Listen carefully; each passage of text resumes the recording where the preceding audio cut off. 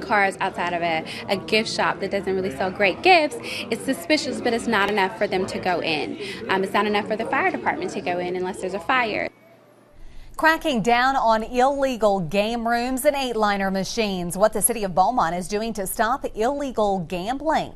Good evening, I'm Kelly Phillips. And I'm Greg Kerr. Thank you for being with us tonight. Beaumont Police and city staff believe the proposed ordinance will help them close the door to illegal game rooms.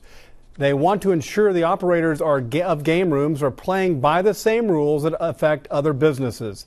These numbers may help put the problem in perspective. Beaumont Police say about 60% of the gaming sites don't have certificates of occupancy or fire regulations. The proposed rules will address those issues. Some critics believe game rooms are havens for crime. Police and the city say if the operators are honest, there's no problem. Now, KFDM's Leslie Rangel is investigating. She joins us live now from City Hall to explain how the ordinance will help crack down on illegal gambling. Leslie?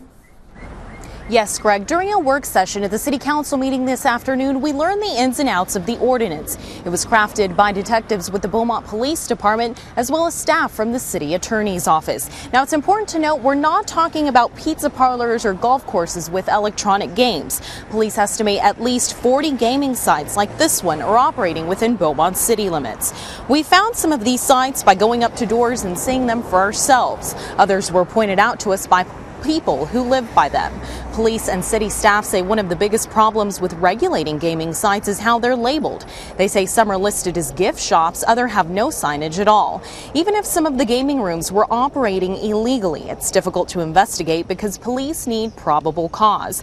That usually requires a tip that a game room is violating state law and offering cash prizes or prizes that are worth more than $5. Police hope the proposed new rules will help them gain access to allow investigations.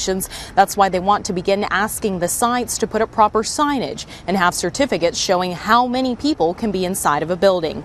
The city attorney's office says it doesn't want to make it difficult for people to operate game rooms. It just wants to make sure there's no illegal gambling and everyone is playing fairly.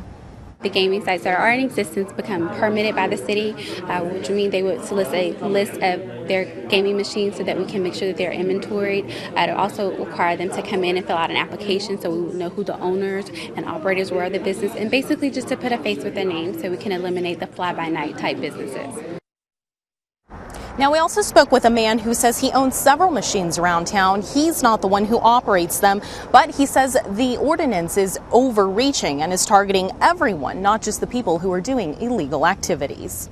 I'm all for an ordinance, but it needs to be written in a manner that that is, just doesn't, cast a large net and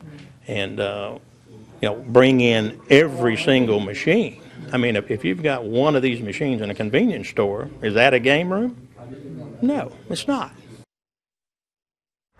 Now, there's also a part of the ordinance that will address zoning issues, making sure these type of gaming sites are not within 300 feet of a school or a church. The city says that if the original use of the building was not intended as a game room, it will be grandfathered into the location. Now, the city council is expected to vote for the ordinance within the end of the month. And of course, stay with us on air and online at KFDM.com as this story develops. Reporting live in Beaumont, Leslie Rangel, KFDM 6 News.